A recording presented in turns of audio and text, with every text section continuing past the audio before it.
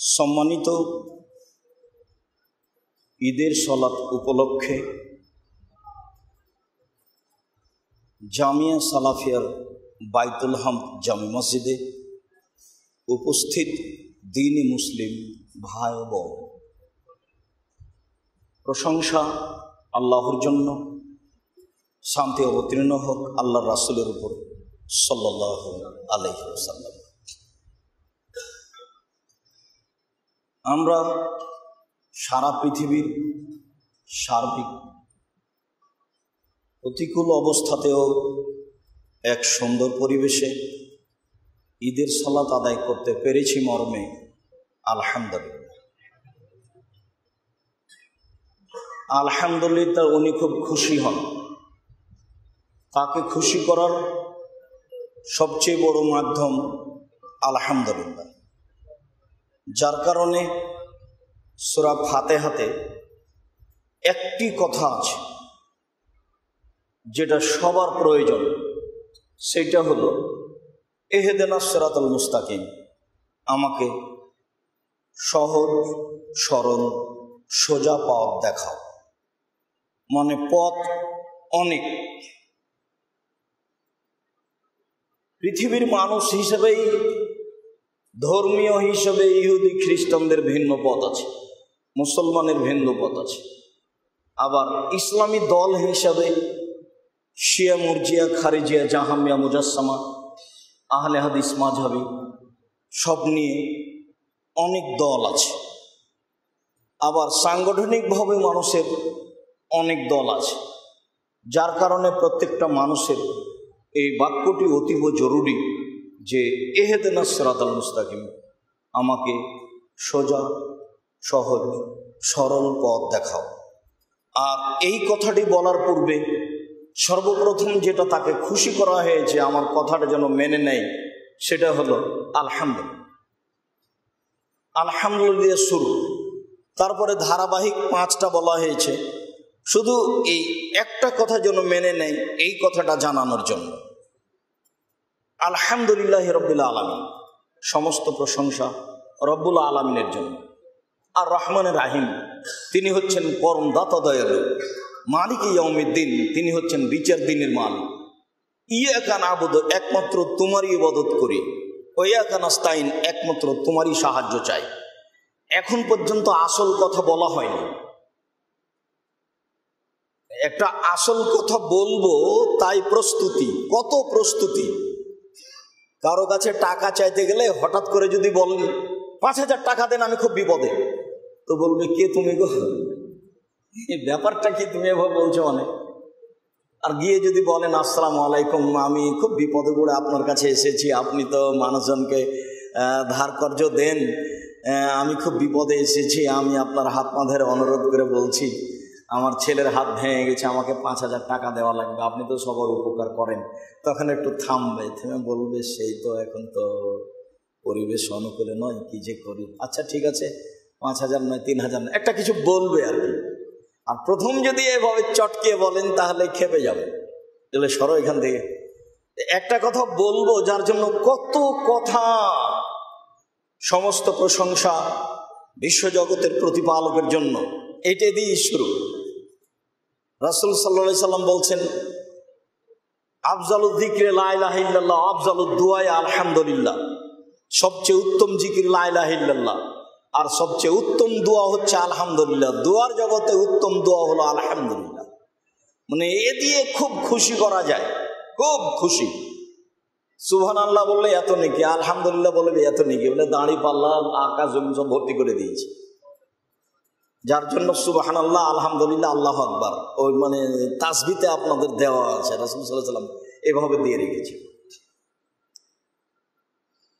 তো এরকম অবস্থায় আমরা এখানে সালাত আদায় করতে পেরেছি মর্মে আলহামদুলিল্লাহ।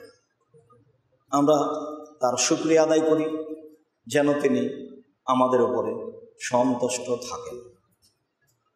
ঈদের সালাত, সালাত বিভিন্ন ধরনের আছে। একটা হলো ফরজ সালাত, যার নিয়ম কানুন ভিন্ন। একটা হচ্ছে জানাজার সালাত, যার নিয়ম কানুন ভিন্ন। একটা হচ্ছে ইস্তিসকার মাঠে গিয়ে পানি চাওয়ার জন্য সালাত, তার নিয়ম কানুন ভিন্ন। একটা হচ্ছে চন্দ্র সূর্য গ্রহণের সালাত, তার নিয়ম কানুন ভিন্ন। একটা হচ্ছে ঈদের সালাত, তারও নিয়ম কানুন ভিন্ন। সবই সালাত, কিন্তু পদ্ধতি নিয়ম কানুন ভিন্ন। ওই পদ্ধতিতেই হতে হবে যেই পদ্ধতি রাসূল সাল্লাল্লাহু আলাইহি সাল্লাম দিয়েছেন। ঈদ শব্দের অর্থ আনন্দ করা, বা ঈদ শব্দের অর্থ ফিরে আসা। প্রতি বছর দুইবার ঈদ ফিরে আসে মানুষের কাছে, তার কারণে ঈদ, বা ঈদ মানে খুশি। আমরা ছোটতে ওই সময়ে বাংলা বইয়ে একটা কবিতায় পড়েছিলাম, আজ আমাদের রাত হলো ঈদের খুশি নিয়ে, চারিদিকে তো আনন্দ ঢেউ যেতেছে বয়ে, রং বেরঙের পোশাক পরি মাথায় টুপি দিয়ে, ঈদের নামাজ পড়বো আজই ময়দানেতে গিয়ে। তো সেইখানে শেষে আছে কোলাকুলির কথা, খামচা ভরে বিলাবো আজ নানা রকম খানা, এটাও আছে, নানা রকম খানা এটাও আছে। তবে কোলাকুলি, ঈদের মাঠে কোলাকুলি করতে হবে এইটা নয়। কোলাকুলি শুধু আগন্তুকের জন্য। কেউ যদি বাহির থেকে আসে তাহলে নিজ স্থান থেকে উঠে একটু আগিয়ে গিয়ে তাকে স্বাগতম জানিয়ে কোলাকুলি করতে হবে, এটা হলো কোলাকুলি। পাশের লোক আর একজনের সাথে কোলাকুলি করবে, ঈদের মাঠে কোলাকুলি হবে, এইটা নয়। ঈদ মানে খুশি। খুশি কিভাবে হয়? নবাইসা হোজালি রাদিয়াল্লাহু তাআলা আনহু বলেন, কানান নবী সাল্লাল্লাহু আলাইহি ওয়াসাল্লাম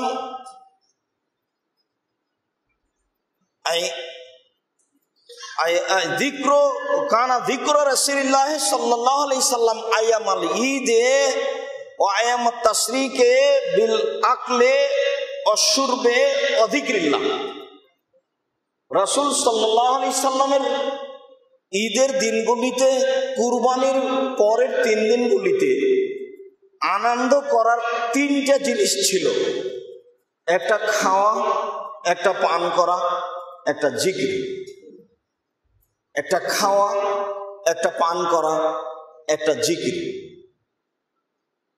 জিকির আল্লাহু আকবার, আল্লাহু আকবার, লা ইলাহা ইল্লাল্লাহ, আল্লাহু আকবার, আল্লাহু আকবার, ওয়ালিল্লাহিল হামদ। তবে আল্লাহ তাআলা বলেন, বলে তুকাব্বিরুল্লাহ আলা মা হাদাকুম লাআল্লাকুম তাশকুরুন। তোমরা আল্লাহর তাকবীর পাঠ করো রাসূল সাল্লাল্লাহু আলাইহি সাল্লামের দেওয়া পদ্ধতিতে, যাতে করে তোমরা আল্লাহর শুকরিয়া আদায় করতে পারো। মর্মে এই তাকবীরও বলা যেতে পারে, সুবহানাল্লাহি আলহামদুলিল্লাহি ওয়া লা ইলাহা ইল্লাল্লাহ আল্লাহু আকবার। তবে আল্লাহু আকবার কাবীরা, আলহামদুলিল্লাহ কাসীরা, সুবহানাল্লাহি বুকরাতান ওয়া আসীলা, এর প্রমাণ আমরা পেশ করতে পারিনি, মর্মে আমরা বলি না। আব্দুল বিন মাসউদ রাদিয়াল্লাহু তাআলা আনহুর বর্ণনা, সহিহ মুসান্নাফ ইবনে আবি শায়বা, আন্নাহু কানা ইউকাব্বিরু আইয়ামাত তাশরীকে। আব্দুল বিন মাসউদ রাদিয়াল্লাহু তাআলা আনহু তাশরীকের দিনগুলিতে, কুরবানির পরের 3 দিন, এই দিনগুলিতে তিনি বলতেন আল্লাহু আকবার, আল্লাহু আকবার, লা ইলাহা ইল্লাল্লাহ, আল্লাহু আকবার, আল্লাহু আকবার, ওয়ালিল্লাহিল হামদ। আলী রাদিয়াল্লাহু তাআলা আনহু থেকে সহিহ হাদিস মুসনাদ ইবনে আবি শায়বাতে এসেছে, আন্নাহু কানা ইউকাব্বির। আলী রাদিয়াল্লাহু তাআলা আনহু তাকবীর করতেন ইয়াউমা আরাফা বাদা সালাতিল ফজর ইলাল আসরে ফি আখির আইয়ামিত তাশরীক। আরাফার দিন 9 তারিখ থেকে তাকবীর পাঠ করতেন। আয়ামুত তাশরিক, কুরবানির পরের 3 দিন 13 তারিখ পর্যন্ত বর্ণনা সহিহ। আব্দুল্লাহ ইবনে উমর, আবু হুরায়রা রাদিয়াল্লাহু তাআলা আনহু ইখরাজানে ইলা সুক ফি আইয়ামিল আশর ওয়া ইউকাব্বিরানি ওয়া ইউকাব্বিরুন নাস বিতাকবীরিহিমা। আব্দুল্লাহ ইবনে উমর, আবু হুরায়রা রাদিয়াল্লাহু তাআলা আনহু তারা কুরবানিতে যুলহিজ্জার 1 তারিখ থেকে বাজারের দিকে যেতেন, তখন রাস্তায় দুইজনই তাকবীর পাঠ করতেন। জনগণ তাদের তাকবীরের সাথে সাথে তাকবীর পাঠ করতেন। ইবনে শিহাব জোহরি থেকে মুসান্নিফ ইবনে আবি শাইবাতে সহিহ বর্ণনায় এসেছে, অন্নাস কানু ইউকাব্বিরুনা হাত্তা ইয়াতু আল মুসাল্লা। জনগণ ঈদুল ফিতরে বাড়ি থেকে বের হওয়ার সময় হিনা ইয়াখরুজুনা মিন মানাজিলিহি, যখন তারা বাড়ি থেকে বের হতো তখন তাকবীর পাঠ করা শুরু করত ঈদের মাঠ পর্যন্ত। সুমা সাকাতু, তারপর তারা চুপ হয়ে যেত।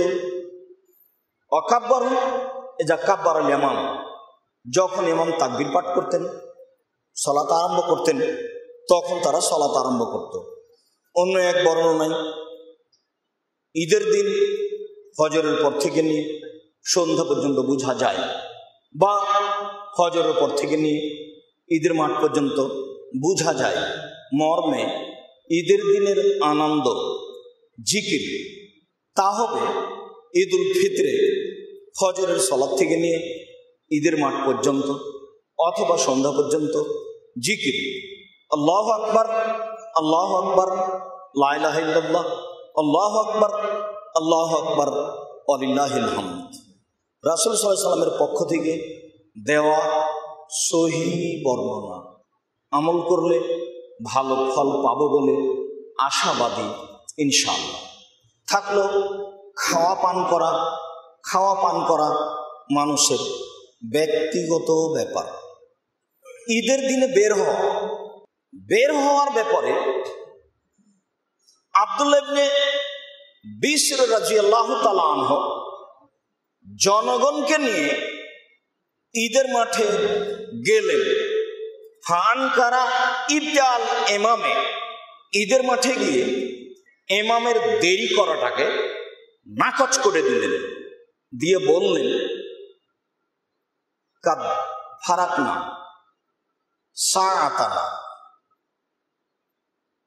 আমরা এই সময়ে ঈদের সালাত থেকে অবসর হয়ে গেছি। হিনা তাসবিহ, তখন হলো চাস্তের সালাতের সময় বা ইশরাকের সালাতের সময়। ইশরাকের সালাতটা ছেড়ে দিলে চাস্তের সময় যদি ধরি তাহলে 7, 7:30, 8 এরকম একটা সময় ধরা যায়, যেই সময়ে সালাত হয়ে গেছে। তাহলে বোঝা যাচ্ছে যে ঈদের সালাত সূর্য ওঠার পর থেকে নিয়ে মোটামুটি এই সময় পর্যন্ত একই ঈদের মাঠে একাধিকবার সালাত আদায় করে রাসূল সাল্লাল্লাহু আলাইহি সাল্লামের ঈদের সালাতের সময়কে উপেক্ষা করে 10টা 11টা পর্যন্ত করবে, এর বৈধতা রাসূল সাল্লাল্লাহু আলাইহি সাল্লামের পক্ষ থেকে বোঝা যায় না। অনুমান 9:30, 10টা 11টা এরকম সময় সাহাবীগণ আল্লাহ রাসূলকে এসে বললেন, আজকে আমরা ঈদুল ফিতরের রমজান শেষের চন্দ্র দেখেছি। তখন রাসূল সাল্লাল্লাহু আলাইহি সাল্লাম বললেন, এই তোমরা সিয়াম ছেড়ে দাও, তবে সালাত হবে আগামীকাল।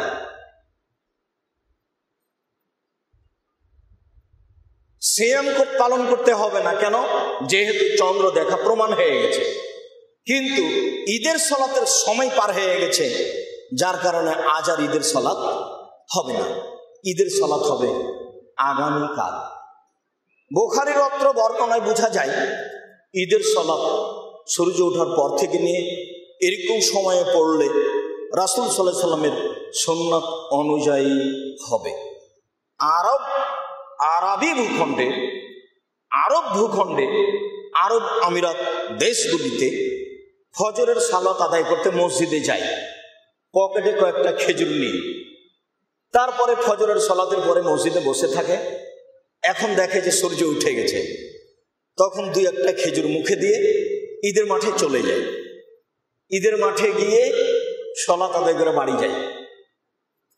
আমাদের দেশে প্রস্তুতি লাগে খুব, মানে অনেক ধরনের আপনার সুজি, রান্না বান্না, খাওয়ার ব্যবস্থা, মহিলারা খুব ব্যস্ত।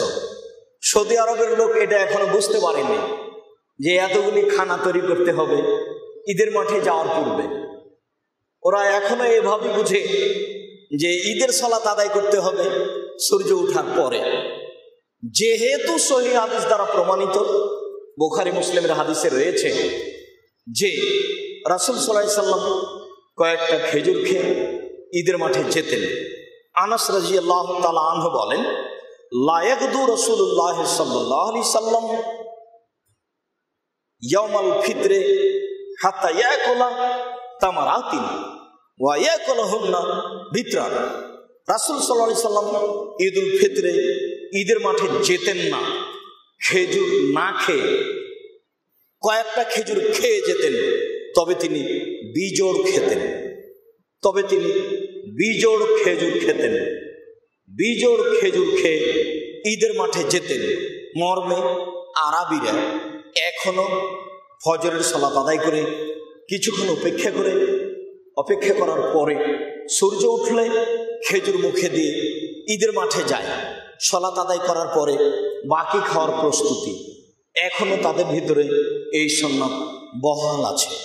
ভারত, বাংলাদেশ, পাকিস্তানে, পাক ভারতের উপমহাদেশে বাড়ি মর্মে আমরা বুঝে নিয়েছি অনেক কিছু খাওয়ার রেডি করতে হবে, আগে খেতে হবে, তারপরে ঈদের মাঠে। যার কারণে আমাদের মহিলাদের ঈদের মাঠে যাওয়া সহজ হয় না, আমাদেরও ঈদের মাঠে যাওয়া সহজ হয় না। ঈদের মাঠে যাওয়ার প্রস্তুতিতে নতুন পোশাক করতে হবে কি, নতুন পোশাক কিনতে হবে কি, নতুন পোশাক কিনতে হবে এ মর্মে কোনো সহিহ হাদিস পাওয়া যায় না। তবে ইমাম বুখারী বাব বেঁধেছেন এইভাবে, বাবু ঈদিস সালাহ ওয়াত তাজাম্মুল ফিহি। ঈদের সালাত এবং তার জন্য সুন্দরতা অবলম্বন করা, মানে জাঁকজমকপূর্ণ পোশাক পরা। এই বাবের অধীনে হাদিসে এসেছে উমর রাদিয়াল্লাহু তাআলা আনহু আখাদা জুব্বাতান মিন ইস্তাবরাকিন, তিনি একটা রেশমি জুব্বা নিয়েছেন, বড় জামা। ফাতা বিহান নবী সাল্লাল্লাহু আলাইহি সাল্লাম, ওইটা নিয়ে রাসূলের কাছে এসেছেন, এসে বলছেন ইবতাহাজু, এটা আপনি কিনেন, আর এইটা আপনি পরবেন লিল ঈদ ওয়াল ওফুদে, ঈদের দিনে পরবেন। আর আগন্তুক যখন আসবে কোনো বাহির দেশ থেকে আপনার সাথে কথা বলার জন্য, তখন মানুষের সামনে যাবেন সুন্দর পোশাকে। বিবরণে বোঝা যায় যে ঈদের জন্য সুন্দর পোশাক, মানগত পোশাক হওয়া ভালো, এবং বাহিরের কোনো আগন্তুক মানুষ আসলে তার সামনে এমনিতেই উস্কো খুস্কো হয়ে যাওয়া ঠিক নয়। আব্দুল কায়েস 5 জনের একটা আগন্তুক দল রাসূলের কাছে এসেছিল। তো আব্দুল কায়েস সবাই মিলে এসে তাড়াহুড়া করে রাসূলকে সালাম কালাম করলো, কথাবার্তা বলল। কিন্তু আব্দুল কায়েস ওদের বাহন থেকে নেমে বেশ সুন্দর হয়ে ধরে নিতে পারি মাথায় চিরুনি করে, হাত পা ধুয়ে পরিষ্কার হয়ে রাসূলের সামনে আসলো। তখন রাসূল সাল্লাল্লাহু আলাইহি ওয়াসাল্লাম বললেন, হ্যাঁ, তোমার মধ্যে দুইটা গুণ আছে। তোমার মধ্যে আছে ধীরস্থিরতা, তোমার মধ্যে আছে ভদ্রতা, নম্রতা। সুন্দর হয়ে আসাটাকে স্বাগতম জানালেন। আগন্তুকের সামনে বা কোনো বড় মানুষের কাছে ভালোভাবে যেতে হবে, সুন্দর হয়ে, এ কথাই ঠিক। আনাস রাদিয়াল্লাহু তাআলা আনহু বলেন, আমার মা একটা কাপড়কে দুই টুকরা করে অর্ধেক আমার পরনে দিলেন আর অর্ধেক আমার গায়ে দিলেন, দিয়ে আল্লাহ রাসূলের কাছে নিয়ে গিয়ে বলছেন, হাজা খোয়াই দে মোকা ফাদুল্লাহ, এই যে আনাস আপনার ছোট খাদেম, আপনি তার জন্য একটু দোয়া করেন। তো ছেলেটাকে পোশাক পরিয়ে, কাপড় পরিয়ে রাসূলের কাছে নিয়ে গেলেন। বড় মানুষের কাছে দোয়া চাইতে যেতে হবে, পরহেজগার যারা তাদের কাছে পোশাক পরিয়ে নিয়ে যেতে হবে, যা বুখারী মুসলিমের হাদিসে বোঝা যায়। জুমার দিনের ব্যাপারে রাসূল সাল্লাল্লাহু আলাইহি ওয়াসাল্লাম বলেছেন, মান গাসসালা ওয়া লাবিসা মিন আহসানি সিয়াবিহি ওয়া মাসসা মিন তিবিন কানা ইনদাহু, কেউ জুমার দিনে সকালে গোসল করলো আর তার সবচেয়ে সুন্দর পোশাক পরলো, আর সম্ভব হলে আতর মেখে পায়ে হেঁটে মসজিদে গেল, কাঁধ ডিঙ্গিয়ে সামনে গেল না, ইমামের খুতবা শুনল, তাহলে এ বাড়ি থেকে বের হয়ে মসজিদ পর্যন্ত যতবার পা রেখেছে আর যতবার উঠিয়েছে, প্রত্যেক পদক্ষেপে 1 বছরের তাহাজ্জুদের সালাত আর 1 বছরের নফল সিয়াম পালনের নেকি পেয়েছে। বিশাল ব্যাপার, খাতা কলমে হিসাব করা যাবে না। যা বলতে চেয়েছি, সুন্দর পোশাক জুমার দিন, সুন্দর পোশাক ঈদের দিন হওয়াই ভালো। এর জন্য একাধিক পোশাক কিনতে হবে, বাজার একবারে গরম করে তুলতে হবে। শেষের দশক ছিল ইবাদতের জন্য, যেহেতু মানুষ বেশি খাচ্ছে, বেশি পোশাক পরছে, তখন ব্যবসায়ী বলছে যে 11 মাসে যা ইনকাম করেছি রামাজানে তার সমান করব, আর রামাজানের 20 দিনে যা করেছি শেষ দশকে তার সমান করব। তাহলে ব্যবসায়ী ব্যস্ত, কেনাকাটা লোকেরা ব্যস্ত, দর্জি খলিফা ব্যস্ত, ক্রেতা ব্যস্ত, সবাই ব্যস্ত, যার কারণে রামাজান মূল্যায়ন করা সম্ভব হয়নি। শেষের দশক মূল্যায়ন করা সম্ভব হয়নি, বুঝতে পারিনি রামাজান কি জিনিস, বা যারা আমাদের সামনে রামাজানকে বুঝাচ্ছে তারা ভালোভাবে বুঝাতে পারেনি। ঈদের প্রস্তুতি, সুন্দর পোশাক হতে হবে, এটাই ঠিক। তবে একাধিক পোশাক কিনতে হবে, নতুন হতে হবে, কথা ঠিক নয়। এতে সব কিছু বেশি হয়ে যাবে, দ্রব্যমূল্য, ব্যস্ততা, সেটাও লক্ষ্য উদ্দেশ্যের বিরোধী। সম্মানিত বাইতুল হামদ জামে মসজিদে ঈদের সালাত আদায় করতে উপস্থিত দিনী মুসলিম ভাই ও বোন, প্রস্তুতি নিয়ে ঈদের মাঠে যাওয়া। আনাস রাদিয়াল্লাহু তাআলা আনহু বলেন, কানান নবী সাল্লাল্লাহু আলাইহি সাল্লাম ইযা কানা ইয়াউম ঈদিন খালাফা তরিকা, যেদিন ঈদের দিন হতো সেদিন আল্লাহর নবী বাড়ি থেকে ঈদের মাঠে আসা যাওয়াতে রাস্তা পরিবর্তন করতেন। এক রাস্তায় যেতেন, আরেক রাস্তায় আসতেন। সম্ভবপর একটু রাস্তা কম হলেও পরিবর্তন করে নিয়ে, যেহেতু আমাদের এলাকায় ঈদের মাঠ ঘন ঘন, আমরা এখন ডাঙ্গিপাড়ারই সদস্য মর্মে আমি নিন্দা করে কিছু বলতে চাইনি, তবে কয়েকজন সদস্যের 2টা ঈদের মাঠ আমাকে অবাক লাগে যে কেমন কথা, 2টা জুমা মসজিদ, 2টা ঈদের মাঠ, 5 ওয়াক্ত সালাত আদায় করে না যারা, তারা জুমার দিনে যায়। জুমার সালাত আদায় করে না যারা, তারা ঈদের দিনে যায়। যার কারণে জুমার দিন একটা খুতবা হবে খুব জোরালো, যা সবাই শুনবে। যার কারণে ঈদের মাঠে একটা খুতবা হবে জোরালো, যা সবাই শুনবে।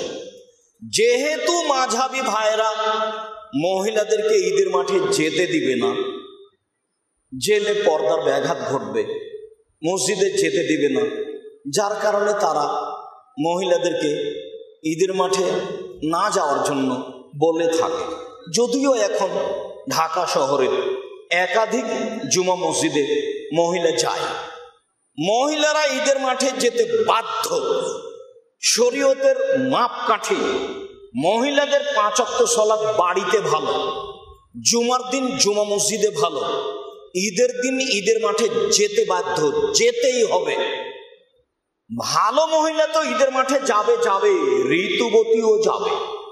উম্মু আতিয়া রাদিয়াল্লাহু তাআলা আনহা বলেন, উমিরনা আন নুখরিজাল হুইয়াদ ওয়া জাওয়াতিল খুদুরে, আমাদেরকে আদেশ করা হয়েছে যে আমরা ঋতুবতীদেরকে, যারা হায়েজ হয়েছে তাকেও ঈদের মাঠে যেতে বলবো, বের করবো, চলো ঈদের মাঠে।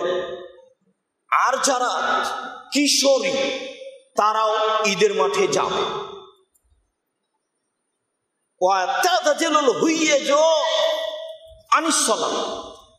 তবে সলাতের সময় ঋতুবতী মহিলারা ভিন্ন হয়ে থাকবে। মুসলিম গ্রন্থে এসেছে ঋতুবতী মহিলারা যাবে, তারা মানুষের সাথে তাকবীর পাঠ করবে। বুখারী মুসলিমের হাদিসে এসেছে ইয়াশহাদনা জামাতাল মুসলিমিন দাওয়াতাহুম, তারা ঈদের মাঠে মুসলমানদের জামাতে উপস্থিত হবে, তাদের দুয়াতে অংশগ্রহণ করবে। দুয়া বক্তব্য দুয়া আল্লাহু আকবার, আল্লাহু আকবার, লা ইলাহা ইল্লাল্লাহ, আল্লাহু আকবার, আল্লাহু আকবার, ওয়ালিল্লাহিল হামদ। অতএব মহিলারাও ঈদের মাঠে যাবে, যেতে বাধ্য।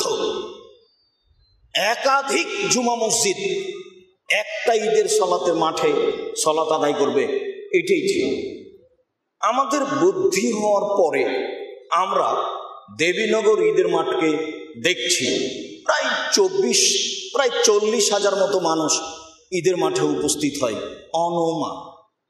এখন বেশি হয়ে যাওয়ার কারণে 2 বার সালাত আদায় করছে।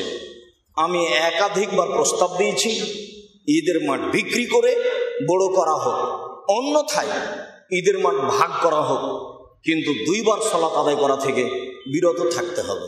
তারা বলছে অনেক দিন থেকে ঈদের মাঠে সালাত আদায় করে আসছি, কেমনে ভাগ করি, কেমনে ছাড়ি, এই কথা বলছে।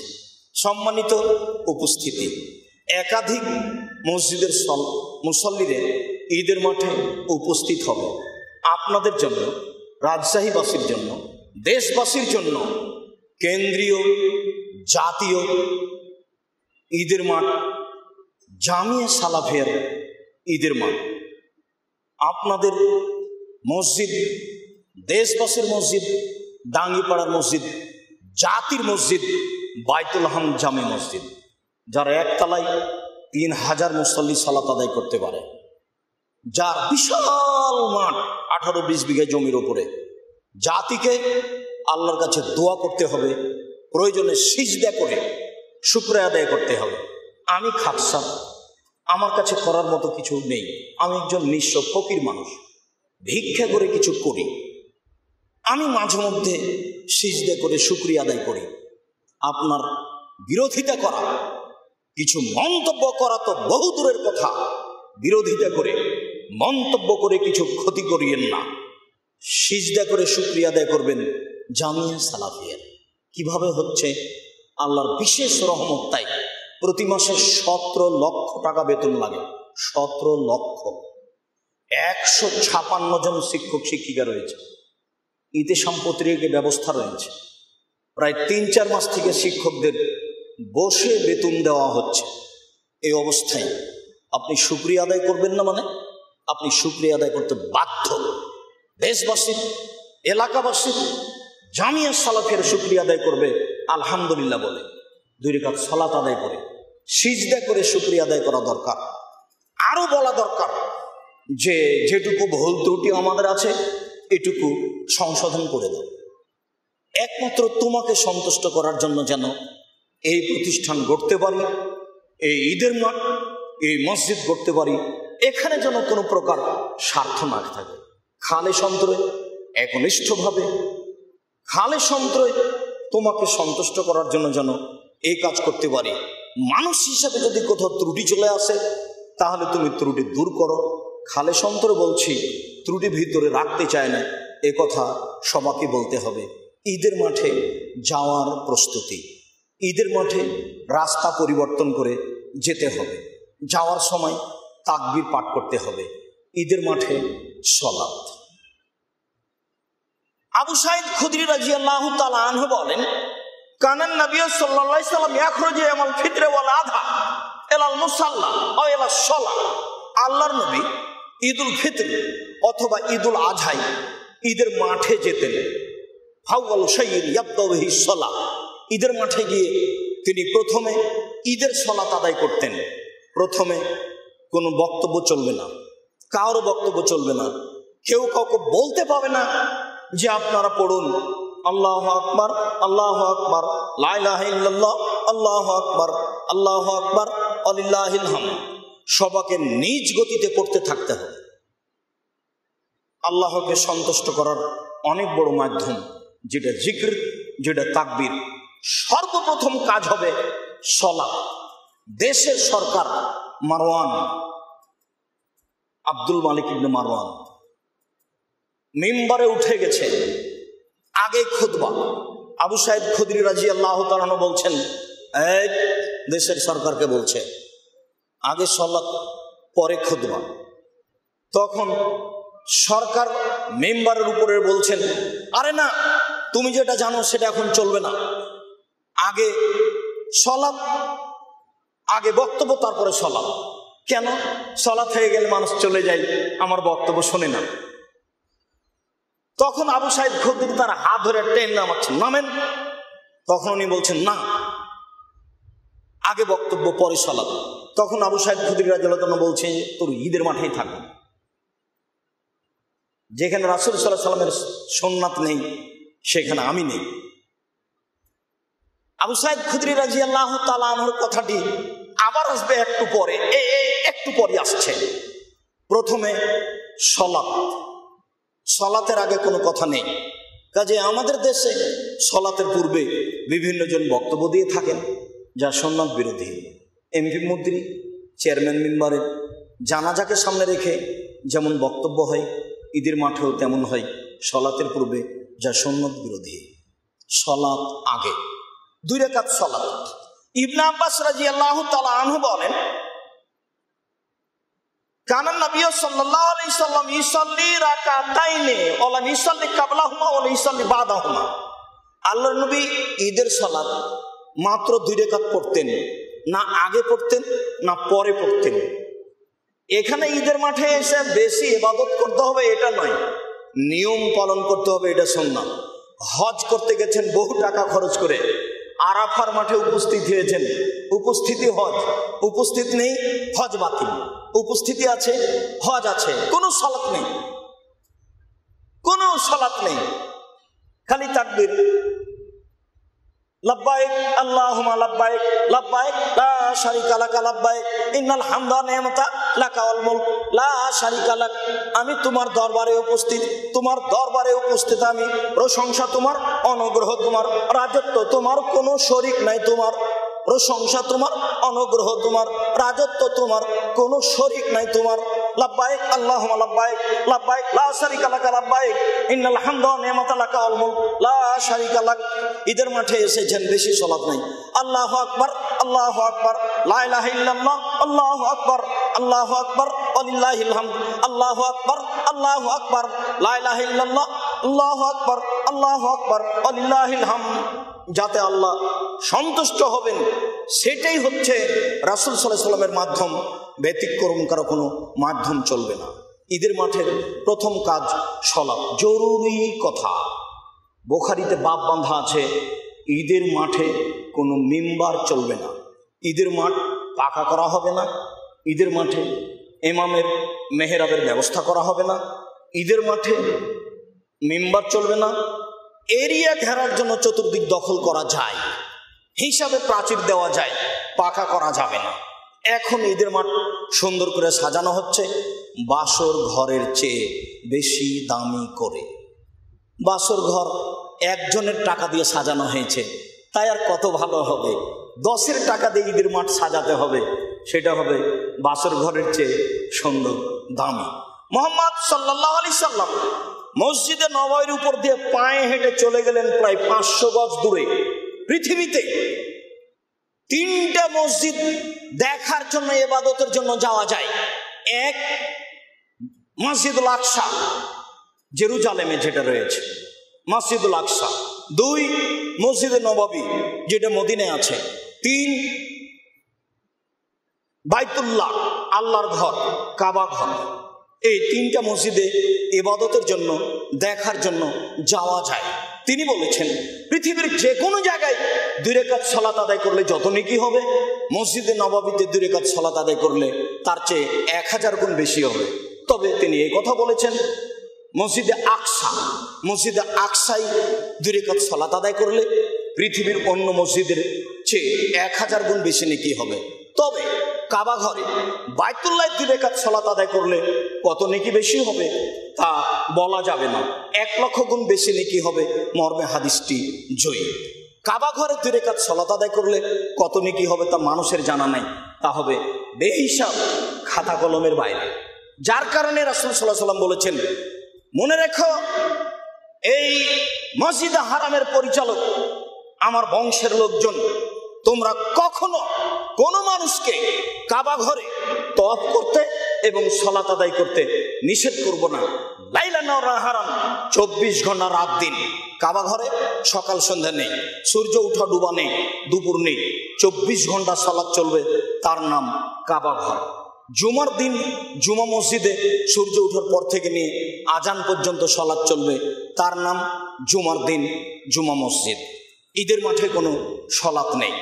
সম্মানিত ঈদের মাঠে উপস্থিত দ্বীনি মুসলিম ভাই বোন, মাত্র 2 রাকাত সালাত আদায় করে রাসূল সাল্লাল্লাহু আলাইহি ওয়াসাল্লাম দাঁড়িয়ে যেতেন মুসল্লিদের মুখামুখি হয়ে। ফায়াকুম মুকাবেলা নাস, তিনি মানুষের মুখামুখি দাঁড়াতেন। নাস জলুসুন আলা সাফুফিহিম, মানুষ সব নিজ নিজ কাতারে সারিবদ্ধ হয়ে থাকতেন। প্রয়োজন দেখাবেন না দয়া করে। কোনো মহিলা কথা শেষ হয়নি বাড়ি যাওয়ার চেষ্টা করবেন না, কাজ দেখাবেন না দয়া করে। নিজের কাজ এখানে দেখাতে চান না, আমরা আপনার কাজ দেখতে চাচ্ছি না। দিনরাত কাজ করেছেন, রমজানকে মূল্যায়ন করেননি, ঈদের মাঠে এসেছেন, ঢং ঢং করে এসেছেন, আবার ঢং ঢং করে চলে যাচ্ছেন। হিসাব হয় না একটু? স্বামী কিছু বলে দেয়নি, ভাই বোন কিছু বলে দেয়নি, এসেছেন না ওইভাবে আর চলে যাচ্ছেন এভাবে, কেন যাবেন? রাসূল সাল্লাল্লাহু আলাইহি সাল্লাম সালাম ফেরার পরে মুসল্লিদের সামনে দাঁড়িয়ে কথা বলতেন, মুসল্লিরা স্ব স্থানে বসে থাকতেন। কি বলতেন তাসাদ্দাকু তাসাদ্দাকু তাসাদ্দাকু, তোমরা দান করো, তোমরা দান করো, তোমরা দান করো। অফিরে ওয়ায়াতিন, অন্য এক বর্ণনা এসেছে যে তিনি ঈদের মাঠে আসলেন, ফামাররা বিন নিসায়ে, মহিলাদের পাশ দিয়ে হেঁটে গেলেন, মানে পুরুষের সামনে বক্তব্য হয়ে গেছে, মহিলাদের পাশ দিয়ে গেলেন। মহিলাদের পাশে গিয়ে বলছেন, ইয়া মাশার নিসায়ে তাসাদ্দাকনা ফাইন্নী উরিতুকুন্না আকতারা আহলিন নার, এই মহিলাদের জামাত, তোমরা দান করো, আমি তোমাদেরকে বেশিরভাগ জাহান্নামে দেখছি, তোমরা দান করো।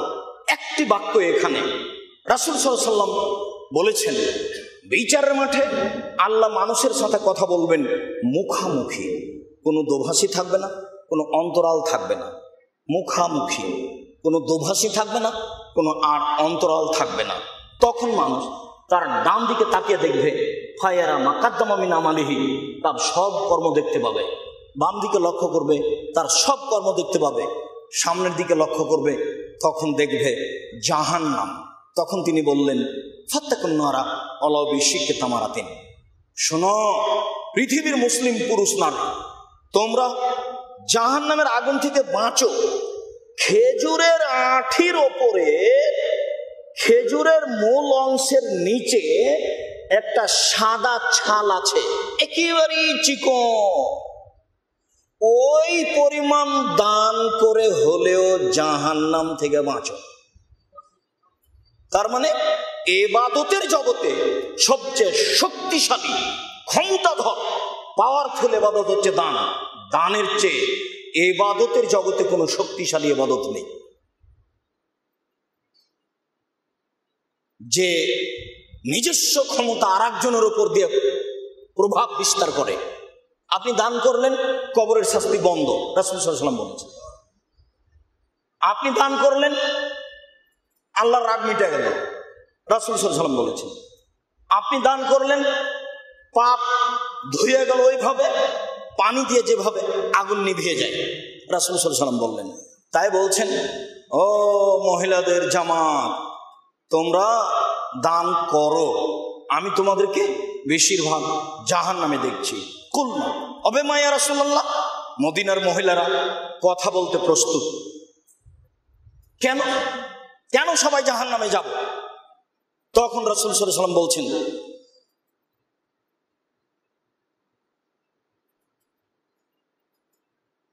তাকফুরনা লাসিরা,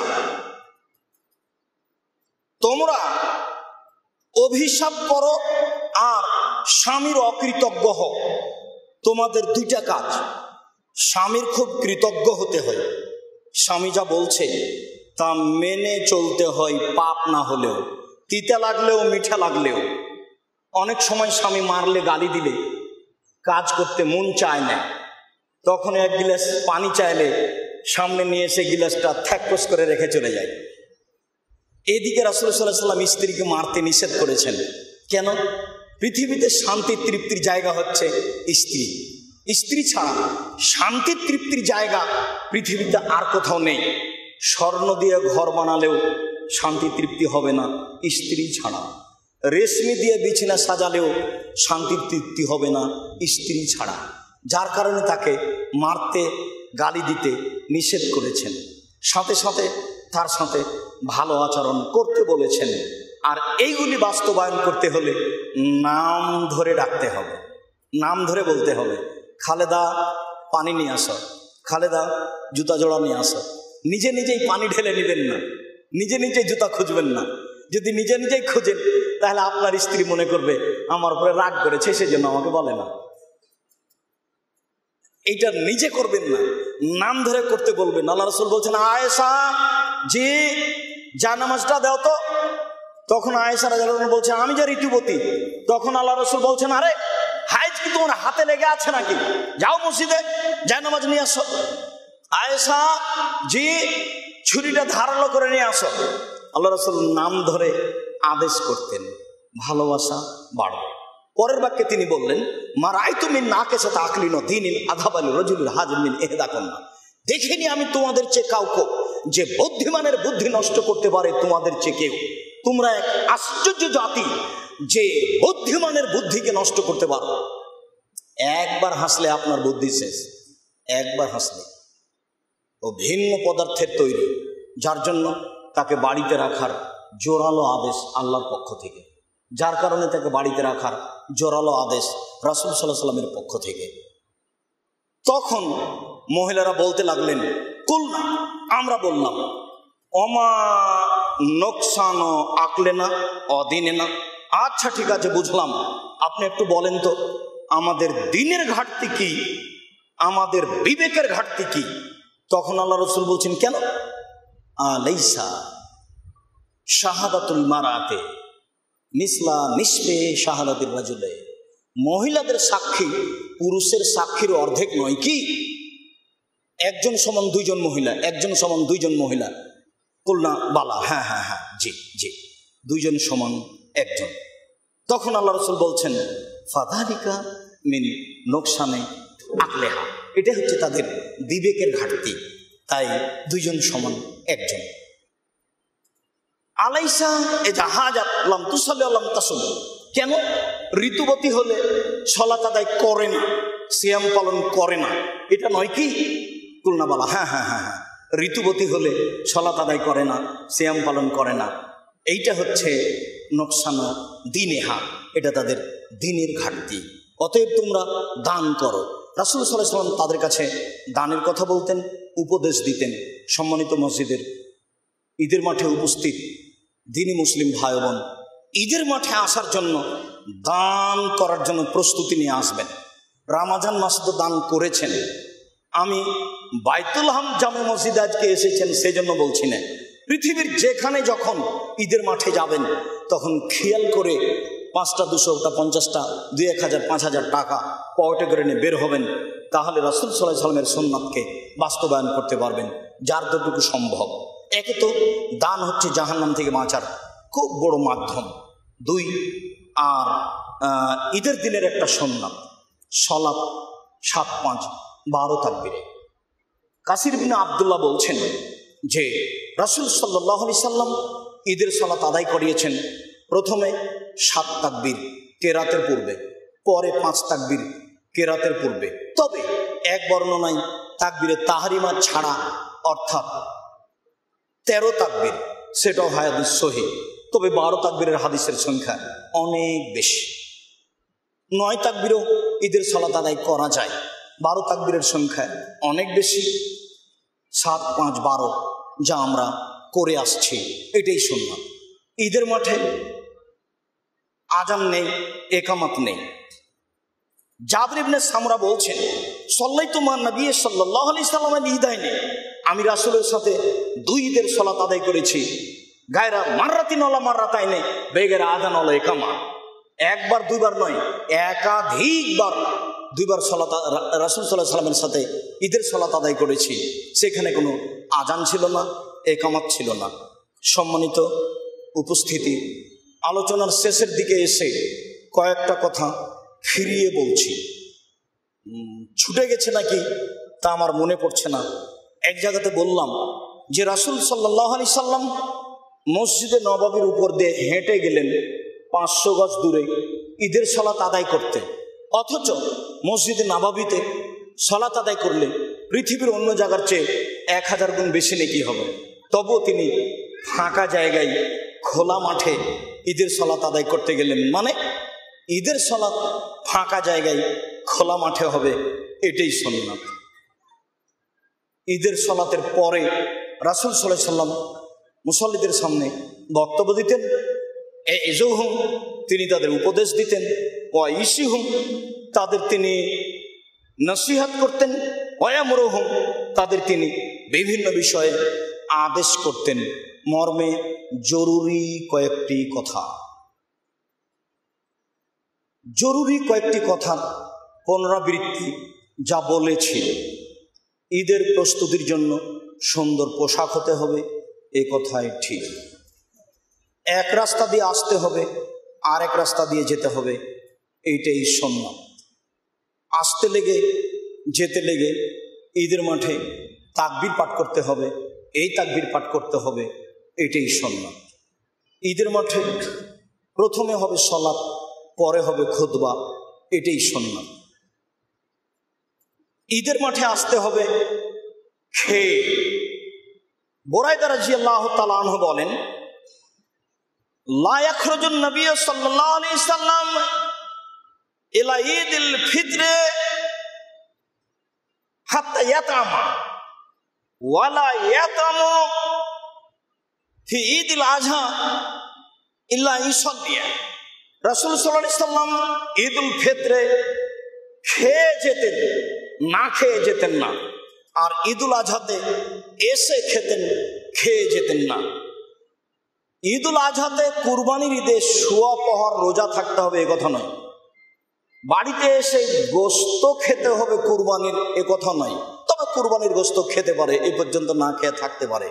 সুন্নাত হলো ঈদুল ফিতরে খেয়ে আসতে হবে, সুন্নাত হলো ঈদুল আজহাতে গিয়ে খেতে হবে, খেয়ে আসতে হবে না, এটাই সুন্নাত। এটা সোয়া পহর রোজা হোক আর না হোক, সুন্নাত হলো এটাই, আসতে হবে খেয়ে ঈদুল ফিতরে। আর ঈদুল আজহাতে গিয়ে খেতে হবে।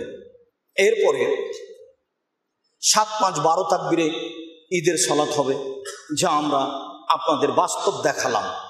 ঈদের সালাতের প্রথম রাকাতে হবে সূরা আলা, আর দ্বিতীয় রাকাতে হবে সূরা গাশিয়া, যা হলো রাসূল সাল্লাল্লাহু আলাইহি সাল্লামের সুন্নাত।